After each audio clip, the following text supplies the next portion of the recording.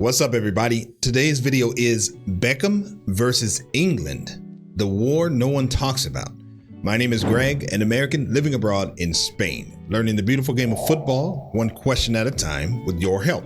And today's video is brought to you by Number 9. I will include a link in the description so you can show them some love. I'm sure they'll definitely appreciate that. Now, this is something that I've never thought about, to be honest with you, but this was a recommendation that came through Discord by Rudy Kent Game, which I love that name, by the way. So he recommended this. So, you know, being in America, the United States, I know that for Beckham, what we knew was Bend It Like Beckham, because it wasn't a movie or something. I don't know, but I knew that that was something that most Americans knew who Beckham was. So this is going to be interesting. I didn't realize that there was a battle between Beckham and England. So I'm curious to see what this is all about. All right, let's go. Second Beckham, the youngster. He was England's sweetheart. All these young ladies writing to him, you know. His skill. Beckham strikes. Ability from dead balls. Beckham! That's absolutely brilliant. And good looks.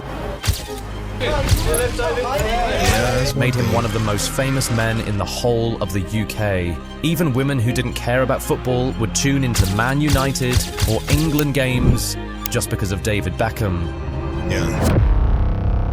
That's true. It's like I kind of remember, I almost thought that David Beckham was like a fictional character.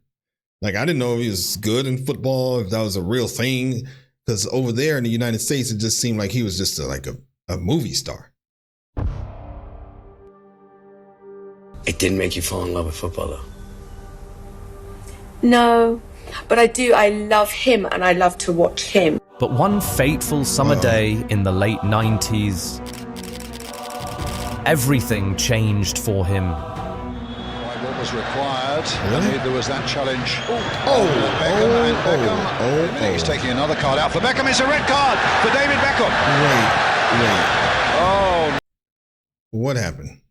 What did you do there, Mr. Beckham? Oh. Required, and there was that challenge. Beckham. Wait a minute, he's taking another card out for Beckham. It's a red card for David Beckham. It didn't seem necessary. Oh no. Childish, petulant, disgraceful, stupid. Some of the politer words used today by reporters to describe David Beckham. Did you think he deserved a red card for the kick? Absolutamente no. Absolutamente no. It was awful. I remember the woman was sat there with her newspaper, like, showing him the picture of him hanging. What the? What? Hold on. Showing the picture of him hanging because he accidentally kicked the dude. Well, maybe not even an accident, but I mean, he barely touched him. What in the world? Oh my God. Okay. This is crazy. Hold up. Woman was sat there with her newspaper, like, showing him the picture of him hanging. What? It's not nice as a parent to see that happening. It makes me want to cry now.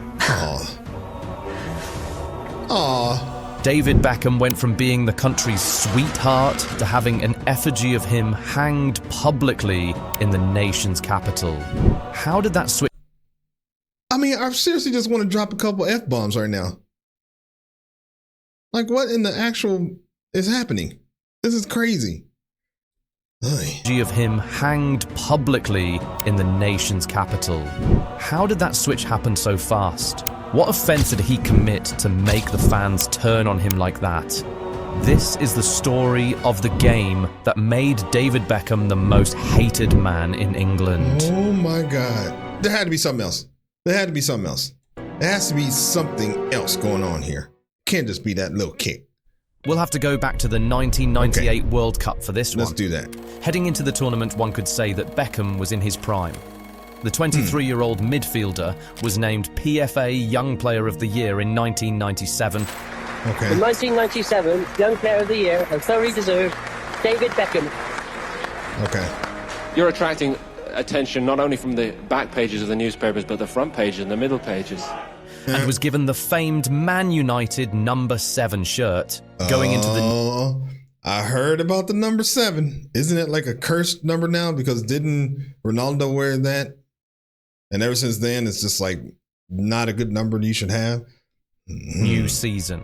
United did not win the league in 1998, but Beckham finished with the most assists in the Premier League. Oh, wow. So he was always going to be one of the first names in the England squad for the 1998 World Cup.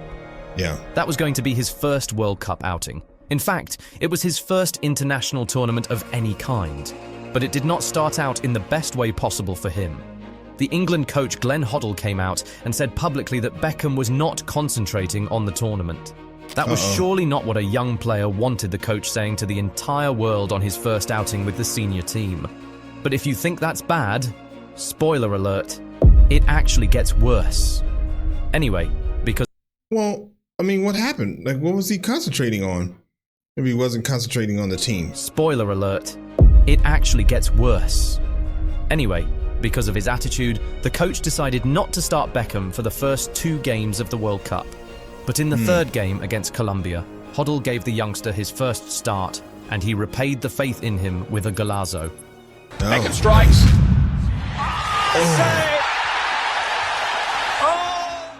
Beckham converted a free kick from 30 yards out, and it was his first goal for the England senior team. With that goal, he secured himself a starting spot in the round of 16 game where England were to go up against a tough opponent in Argentina. After what had happened in the 1986 World Cup with Diego Maradona scoring with his hand and knocking the English out on their way to winning the World Cup, the 3 Lions came into that round of 16 game with revenge on their lines. But it was always going to be a tough task. Going into that game, Argentina were the only team in the competition yet to concede a goal. But England weren't scared of that. They had the belief and the talent to undo any defense, and they hoped to show that from the very beginning. But unfortunately, the game was off to the most awful start. The game was so heated from the very beginning, and England slipped early. In the 5th minute, England's goalkeeper, David Seaman, brought down Argentina's captain, Diego Simeone, in the box, and the South Americans were awarded a very early penalty. Gabriel Batistuta stepped up and scored. 1-0 Argentina. Definitely not how England wanted the game to begin. But they showed real character and responded just how their fans would have wanted them to. 4 minutes after going a goal down, Michael Owen stormed forward and won England a penalty of their own. England's captain Alan Shearer stepped up and put the ball beyond reach of the Argentina goalkeeper. 10 minutes in, 1-1. Game on. Momentum had now swung England's way, and they made sure to take advantage of that. 6 minutes after Shearer equalised from the spot, Michael Owen went ahead to double the lead for the Brits. David Beckham found Owen with a brilliant through ball, and the 18-year-old wonder kid ran at the Argentina defence and scored a truly brilliant goal, one that's still being referred to as one of England's greatest ever goals. From being 1-0 down in the 6th minute, England now found themselves 2-1 up just 16 minutes in. Every England fan was loving life at that point. They felt confident they could control the game from that point onwards. They could go ahead and extend the lead further and make the Argentines feel sorry for what Maradona did. I see. So he... damn. Could go ahead and extend the lead further and make the Argentines feel sorry for what Maradona did 12 years prior. And the Europeans just kept going. Paul Ince came close to scoring a long-range half volley, but it went just inches above the crossbar. Scholes also came close, but having made a brilliant run into the box, he was unable to find the target, missing by only centimetres. But Argentina's number 10, Ariel Ortega, was actually causing havoc all around the pitch, trying to make something happen for the South Americans. He was dribbling, creating, shooting, trying everything in the first half, but nothing was going in. Seeing as they couldn't score from open play, Argentina had to devise something brilliant from a dead ball situation. Just before the whistle for halftime went, they got a free kick just outside the box. But instead of going straight for goal, a cheeky pass was sent to Javier Zanetti inside the box. He took one touch, turned, and found the back of the net. Damn. A goal straight from the training ground. That was a nice play. 2-2. Uh-oh. But it was such bad timing for England. They were hoping to go into the half-time break with a lead, but that was taken away from them at the very last second. Anyway, all they needed to do was come out in the second half and finish the job they had started. They looked better than Argentina and just had to keep doing the right things. The game was in their hands. Well, that was until Beckham took it and handed it to Argentina in the opening 2 minutes of the second half. In the 47th minute, Diego Simeone brought Beckham down just around the halfway line. And while he was down, he swung a leg which tripped the Argentina captain and sent him to the ground. For that, Simeone was shown a yellow card while Beckham was shown a straight red. White ball was required, and there was that challenge on Beckham, and Beckham, wait a minute, he's taking another card out for Beckham. It's a red card for David Beckham. Oh no. Now, if there was VAR back then, perhaps that decision would have been reviewed and the red would have been overturned because the touch on Simeone was so slight. Right. In fact, Simeone later admitted to having exaggerated the entire incident and feigned an injury just to try and get Beckham sent off. Did you think he deserved a red card for the kick? Oh, wow. I didn't realize that was Simeone. Oh. Absolutamente no. Absolutamente no. Absolutamente no. De que el contacto es mínimo, hay una exageración, tira a un imaginario golpeo. Wow. David. Good actor. I want to put you in my next movie. Man. But, well, I'm sure there's people going to have some stuff to say in the comments about that comment right there. there wasn't VAR or any type of technology to review the red card decision, so Bex had to walk, and an entire country was seething. But they held their anger in the meantime and focused on the rest of the game. But with a man down, England now had a real mountain to climb. They controlled the first half and led for the most part of it. But with 10 against 11 in the second period, it was a whole different ballgame. Argentina were now on the front foot, and they just kept piling on the pressure. But the Three Lions managed to hold their own. They stayed strong at the back and still tried to roar up front whenever they could. They managed to lock shop throughout the second half, and in the dying moments of the game, Saul Campbell scored for England. At least he thought he did. There was a real scramble in the Argentina box, and it culminated in Campbell heading the ball into an empty net. He and his England teammates ran off celebrating, thinking they had managed to snatch the game at the very death. But the referee blew for a foul on the goalkeeper in the build-up to the goal and disallowed it. The English, who were already in Cloud 9, were immediately brought back to earth when the resulting free kick was taken super quickly by the Argentines, catching the England players out of position. Argentina very nearly scored, but Darren Anderton was there just in time to make the all-important tackle. And that was how the half ended, 2-2, extra time. Early in the first half of extra time, England thought they should have had a penalty for a handball in the box, and they actually had a good case, but the referee ignored and asked for the game to carry on. Both sides went at each other throughout extra time, but no goal was scored, so the game had to be settled on penalties. The first two penalties were converted, Bertie for Argentina and Shearer for England. But the next two were played to the exact same side, and both were saved by the goalkeepers. After 4 rounds of penalties, nothing separated them. It was 3-3, so we were in sudden death. Roberto Ayala stepped up and converted the 5th penalty for Argentina, but David Batty was unable to do the same for England, and that was it. The game was over. England had been knocked out of the World Cup in the round of 16. The fans thought the boys fought a good fight. Taking it to penalties after playing more than half of the game with a man less was very commendable. As far as they were concerned, everyone did a good job. Everyone except David Beckham. All the blame was heaped on him, and it surely did not help. Yeah, but they lost in penalties. So I guess they're saying that if he didn't get kicked out, they would have won in regular time. I think that's what he's saying. Because they were at a disadvantage? Maybe. Everyone except David Beckham. All the blame was heaped on him, and it surely did not help that the England coach came out after the match to publicly blame Beckham for the defeat as well. Wait, what did it say? during a post-game Not helped that interview, the England coach came out after the match claimed Beckham's removal cost us dearly, and we are absolutely distraught. Oh man, that's effed up. Why would you do that as a coach? It's publicly blamed. Probably because he didn't want to blame. That's crazy, man. Just threw him straight under the bus. Beep, beep, beep. That's the bus backing up. That's what I hear. Beckham for the defeat as well, saying the midfielder let his team down. Unbelievable, Gary, unbelievable. I just, we couldn't ask more from the players. But a mad moment by David Beckham probably cost you the game at the end of the day. It's cost us dearly. Glenn just created an absolute shitstorm Exactly. for David and for the whole country. The headline on the Daily Mirror. Right there, that moment, he could have just squashed it. But man, man. I mean, the reporter asked him the question, that was just, jacked up. And then for the coach to just come out and say that, man. Oh, man. If I was Beckham, I'd be saying, like, F that guy. The following day was 10 heroic lions, 1 stupid boy. The Daily Mail called David Beckham's action lunacy, while The Sun described it as a moment of madness. Days after the incident, the country was still fuming. The Daily Mirror went further to make a David Beckham dartboard with the players' faces the bullseye and urged readers to take their anger out on him if they still felt bitter. Meanwhile, fans were hanging a Beckham effigy outside a pub in London. But why exactly did England react with such intensity?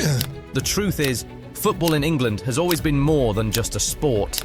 It's deeply intertwined with national identity and pride. Beckham wasn't just seen as losing a game. He was perceived as humiliating an entire country on the global stage. To the fans, it felt personal, almost like betrayal. In many ways, the media significantly fueled the public's rage, turning a single mistake by a young player into a full-blown national scandal. The relentless headlines and sensationalism from newspapers created an atmosphere of hostility that went beyond football. It felt as though the entire country had declared war on Beckham. The man himself kept receiving several death threats and even bullets in his mail. It was absolutely crazy, complete chaos. In interviews years later, Beckham revealed the full extent of his suffering, saying, "Everywhere I went, I was hated. There were times I didn't even want to leave my house. I felt trapped, completely isolated." People would be spitting at him, people would be, going to barge into him, to knock into him, like, "Fucking this, you're this, you're that." What? And all this didn't stop when club football resumed. The fans kept chanting, "You let your country down" at David Beckham. Even the United coach Alex Ferguson, who showed a lot of support to the player, was on the receiving end of the anger from the fans. So David, how you doing? I said, I think I got quite emotional. He said, "How you doing, son?" I said, "Not great, boss." He said, "Okay." He said, "Don't worry about it, son." Now I told him, go and get a holiday, come back, we'll look after you. But Sir Alex created an island. And any unfriendly that came near the island didn't get near it. Them off. They reportedly threw beer glasses and stones at the manager, chanting, "We hate Beckham." What? The player has since talked about his experience and how it felt going from being the country's sweetheart to the most hated. He said he wished there was a pill one could take to erase certain memories. It was a very difficult period for him, and it really affected his mental health. His wife even said that he became clinically depressed as a result of everything that followed that incident.